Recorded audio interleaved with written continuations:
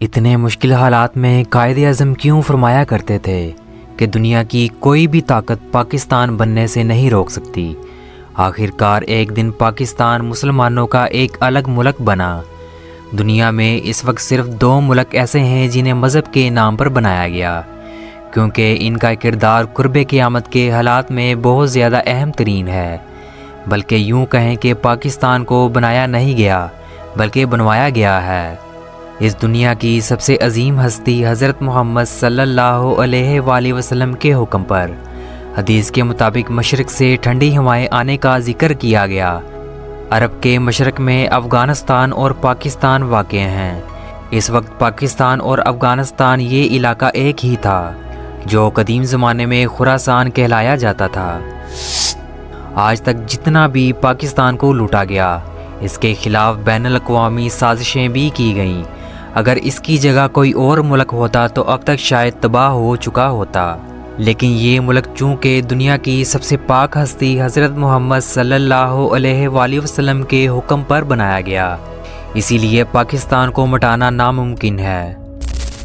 1934 میں قائد اعظم محمد علی جناح برطانیہ کے شہر لندن میں وکالت کر رہے تھے اور برطانیہ سے واپس آنے کا ارادہ نہیں رکھتے تھے، اور پھر اچانک انہوں نے ہندوستان آنے کا اعلان کیا، اور قائد اعظم کے سب سے قریبی دوستوں میں سے ایک علامہ شبیر احمد عثمانی، جنہوں نے سب سے پہلے پاکستان کا جھنڈا اٹھایا تھا، اور قائد اعظم محمد علی جناح سے پوچھنے لگے کہ ہم مسلمان لیڈر آپ کو کئی سال سے واپس انڈیا بلا رہے تھے لیکن آپ مان نہیں رہے تھے، لیکن اچانک ایسی کیا وجہ بنی جو آپ کو یہاں واپس کھینچ لائی ہے؟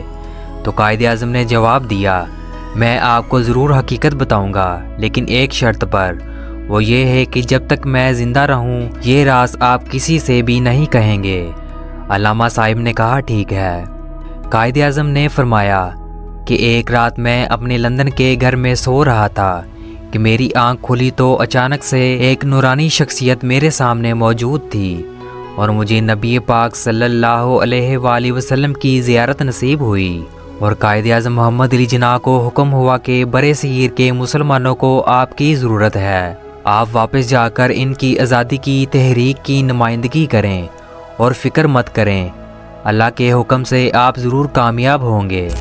دوستو، اسی لیے قائد اعظم فرمایا کرتے تھے کہ دنیا کی کوئی بھی طاقت پاکستان کو بننے سے نہیں روک سکتی، کیونکہ اس کی مدد خود نبی کریم صلی اللہ علیہ وآلہ وسلم نے کی، اور ایک دن پاکستان بہت ساری قربانیوں کے بعد وجود میں آیا۔ قائد اعظم نے اپنی نماز جنازہ پڑھانے کی وصیت بھی علامہ شبیر احمد عثمانی کو ہی کی، کیونکہ اس وقت بھی بہت سے لوگ قائد اعظم سے اختلاف بھی کرتے تھے۔ کچھ لوگ کہتے تھے کہ یہ پارسی ہیں اور کچھ لوگ کہتے تھے کہ یہ رافضی ہیں، جبکہ قائد اعظم ایک مکمل مسلمان تھے۔ اور پھر قائد اعظم رحمۃ اللہ علیہ کی نماز جنازہ شبیر احمد عثمانی نے ہی پڑھائی۔